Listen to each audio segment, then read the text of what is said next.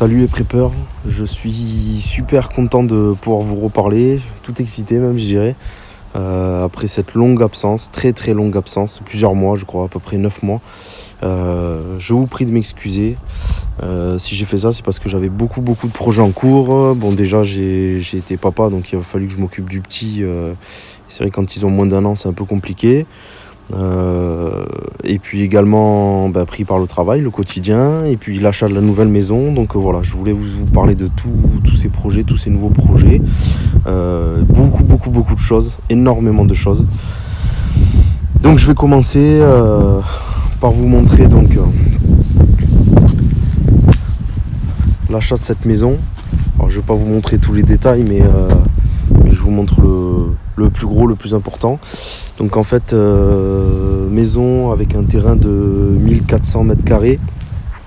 La maison fait 125 mètres carrés avec un garage de 50 mètres carrés, donc 175 mètres carrés en tout.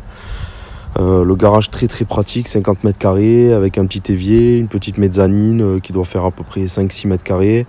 Donc très pratique, hauteur sous plafond énorme, je crois que je dois être au moins à 5 mètres, facile. Donc voilà, donc l'arrière de la maison, on va dire que c'est ça, c'est le verger. Donc ici, nous avons un figuier. Donc je vous présente un petit peu le tour du jardin et après je vous parle des différents projets. Ici, nous avons un prunier, c'est des Reine Claude. Ensuite, on continue. Tac.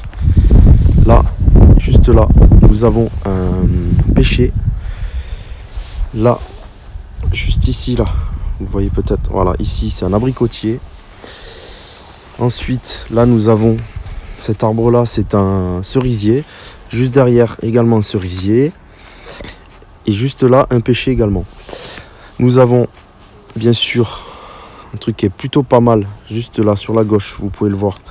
Des vignes, voilà. J'ai 5 pieds de vignes qui donnent du vin de table.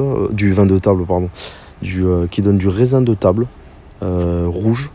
Qui est très bon. On en a eu cette année quand on a emménagé. Donc pour information, on a emménagé, c'était mi-juillet 2022. Donc c'est tout récent, ça fait à peu près 6 mois qu'on est dans la maison. Donc voilà, honnêtement, je n'ai absolument rien fait niveau aménagement. Je me suis plus attardé sur l'intérieur de la maison. Il y avait juste du rafraîchissement à faire dans la maison, rien de très important. Mais c'est vrai que je me suis plus attardé sur ça que sur l'extérieur. Donc voilà. Ici, il y avait un carré potager assez gros, comme vous pouvez le voir. Là-bas, c'est la serre que j'avais récupérée. Je ne sais pas si je vous en avais parlé, je vous en parlerai. Ici, juste là, voilà. C'était tout ce qui est thym, tout ça. Il y en a actuellement ici. Il y a du thym, il y avait de la menthe. Bon là, il y en a pas mal qui sont morts. Ensuite, faisant le tour de la maison, voilà, vous avez cette partie là-bas.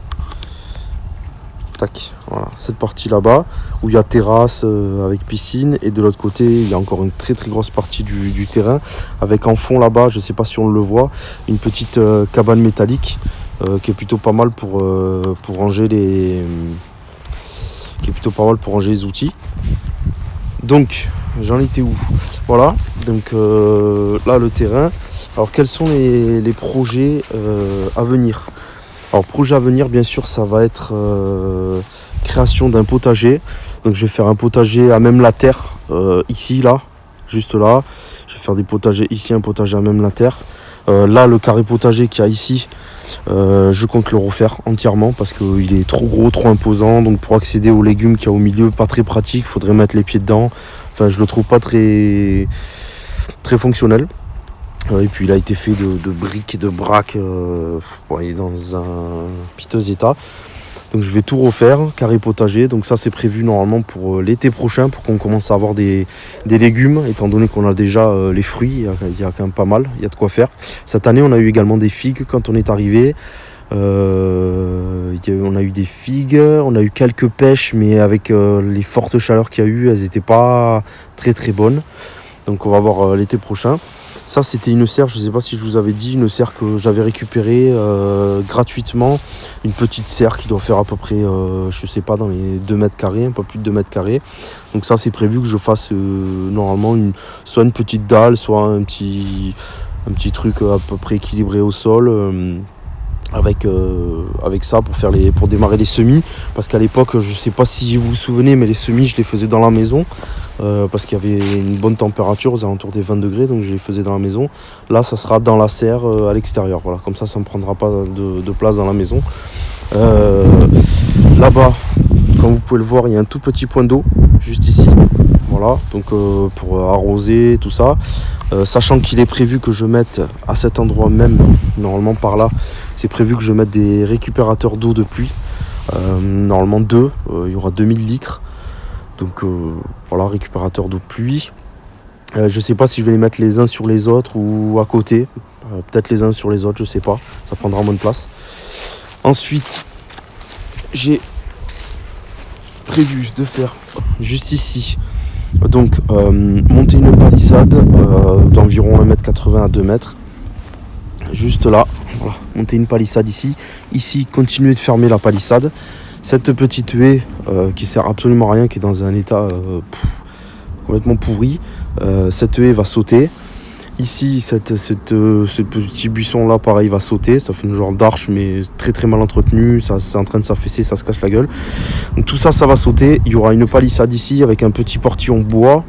Donc là, ça va continuer jusque là. Ça va se fermer là-bas. Et ensuite ici, ça va être fermé ici, là, jusqu'au grillage là. Donc la palissade en bois. Ici, il y aura une porte.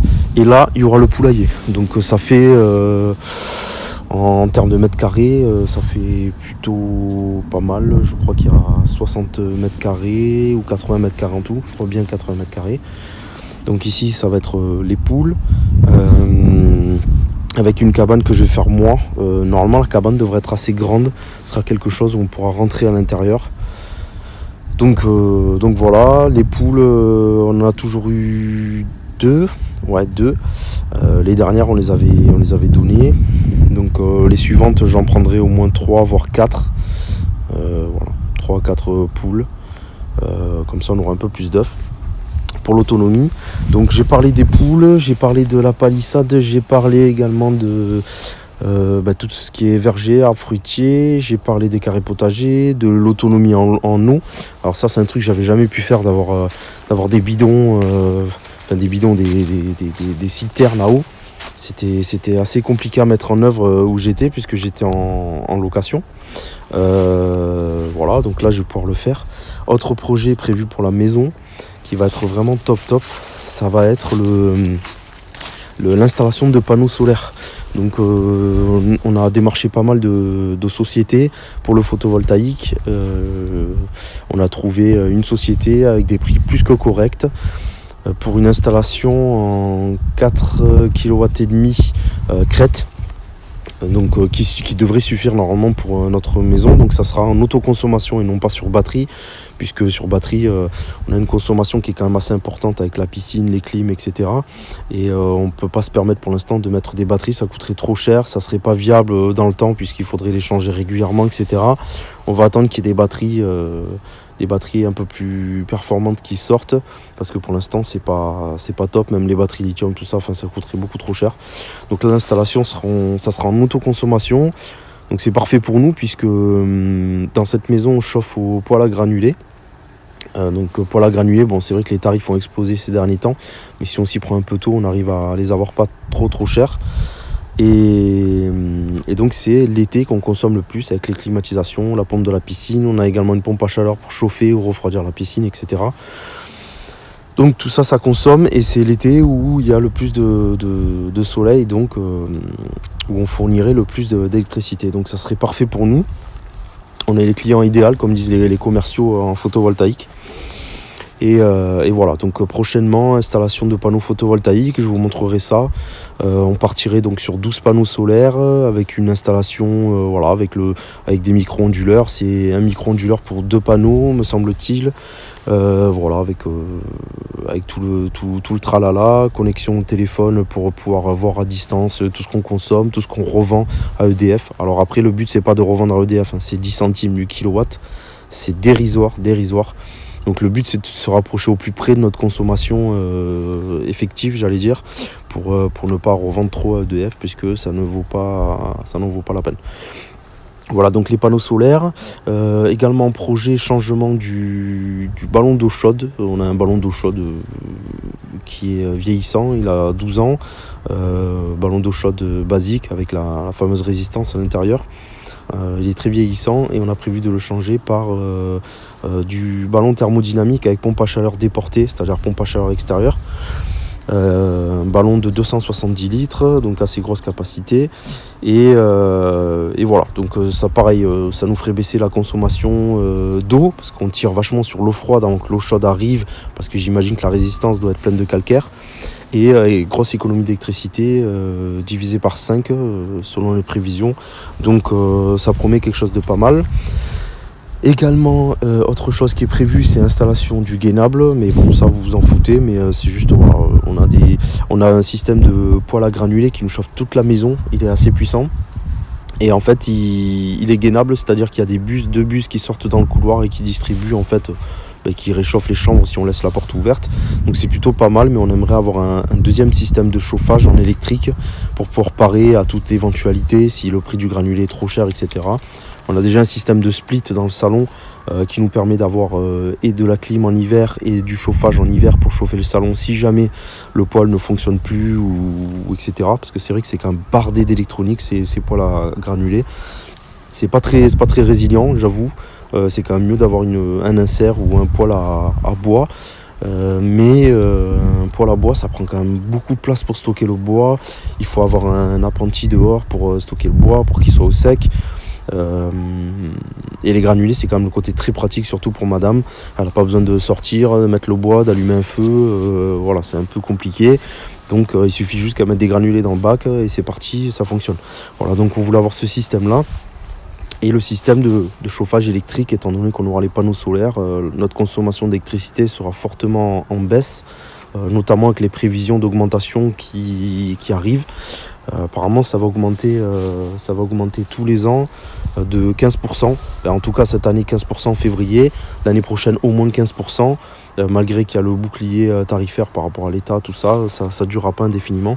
Donc il faut commencer à prévoir les panneaux solaires et autres pour être le plus résilient possible.